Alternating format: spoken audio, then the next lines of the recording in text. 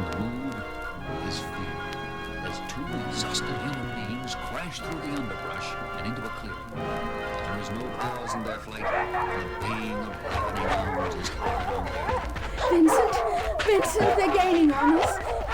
See, they come. Oh, Vincent, we're lost. No, Erica. Not if we can reach those trees yonder. Hurry, darling. Just a few paces more.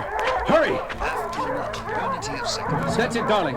Climb up as high as you can. I have a handhold, Vincent. Now, you come up. The man knows his companion is not yet safe. All caution is thrown aside as he reaches for a stout branch and prepares to defend his loved one suddenly. Hold! And like a blanket, calm enfolds the once enraged dogs, and they trot off, docile and tame as household pets, to the feet of their master. Please, gentlefolk, do not be afraid. The dogs will do you no harm. I am to blame entirely for this terrible incident. It was senseless of me to continue hunting after the sun had gone down. Forgive me. And please allow me to make this up to you in some way. The stranger's voice is openly friendly, but not till Erica is safely on the ground does the man Vincent reply. You are a gentleman, sir. But you may wish you had not so quickly called off your dogs when you learn who I am. Then please tell me. I can stand the suspense no longer. My name is Vincent. I am the nephew, the very proud nephew of Baron von Frankenstein. This is my fiancée, Erica. In that case, you are the new Baron von Frankenstein, now that your uncle is dead, which entitles you to the simple hospitality of my home for as long as you may desire it. Please accompany me. You must. If you insist. You are very kind, and we are exhausted. With his fiancée safely mounted on the horse of their new friend, the tension of the previous few days falls away, and soon the party comes in sight of a magnificent castle. My home, young Baron von Frankenstein, and yours, for as long as you would like to stay. You are too kind, sir. I fear you may not know of the events surrounding my uncle's death. I feel honor-bound to tell you of them before we cross the threshold of your home. I know the events, Baron. His experiments, the monster he created, the destruction the monster caused, and finally the enraged villagers who caused the death of your uncle. But you are merely his nephew. Aye, merely. But a Frankenstein, nevertheless.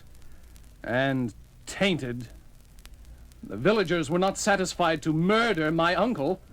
They came to my home at the dinner hour. They howled in rage as they burned my home to the ground. And in greater rage as Erica and I escaped in the confusion. We have been pursued, hounded from that moment. Ah, here we are. My home, Herr Baron. It's beautiful.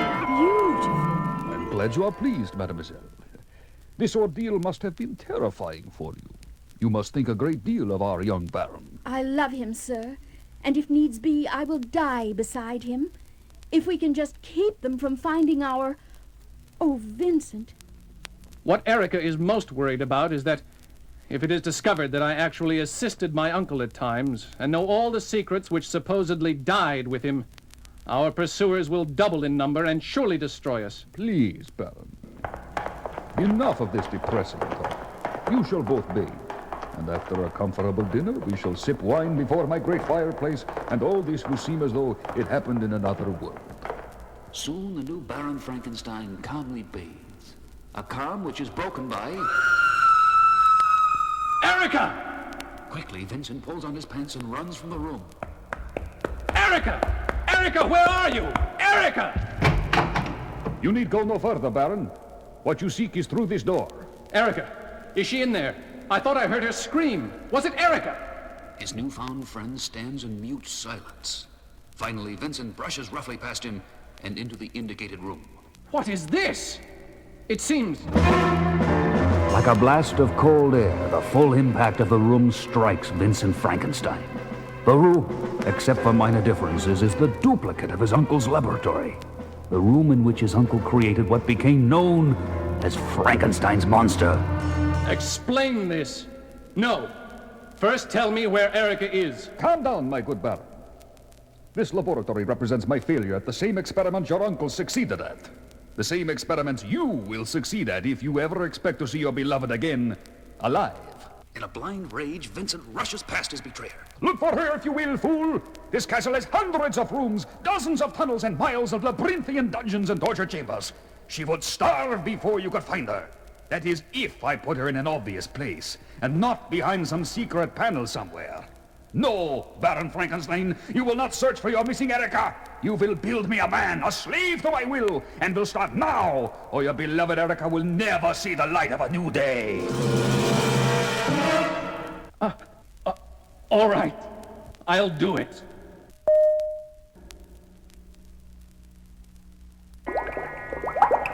To escape the torture of not knowing, Vincent hurls himself into his sleepless work, creating a living man from dead bodies, which his now hated enemy supplies in abundance.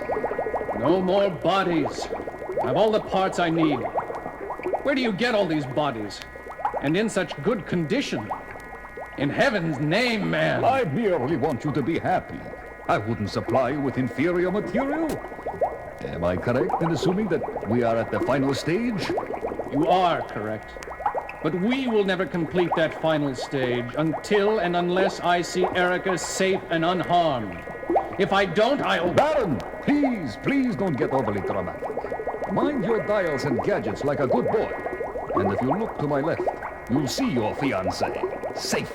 Oh, Vincent! Enough! My, assistants will guard your Erica as you work, Baron. Do not make any false moves, or they will kill her. Make no mistake about that. I am too resolved to be stopped by false heroics. Move! With practiced fingers, young Baron Frankenstein manipulates his panel and finally throws the switch that controls the raw electricity. As the machine dies down, Vincent cranks the reclining body to an upright position. Is he alive? Did it work? He's not moving, not breathing. Give it some time. It could be hours before we know. An eyelid flutters open as the two men talk.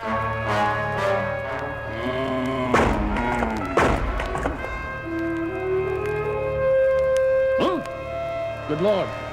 He's alive and enraged. His brain inflamed, the patchwork creature stumbles forward as his creator tries to restrain him. Stop!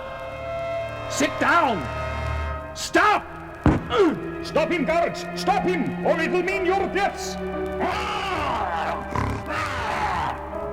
The two robed guards release Erica and lurch toward the raging creature. Subdue him, Cretans, before he reaches the door! But brute force cannot stop this monster. He smashes one guard and hurls the other with all his strength into the wall.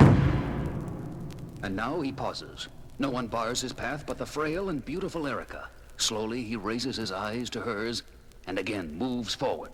No! Stay away from her! Who can know the thoughts this monster has as he approaches, and now lifts the girl from the cold stone and over his head? No! Who can say if he thinks at all as he steps to the window ledge and hurls the girl to her death?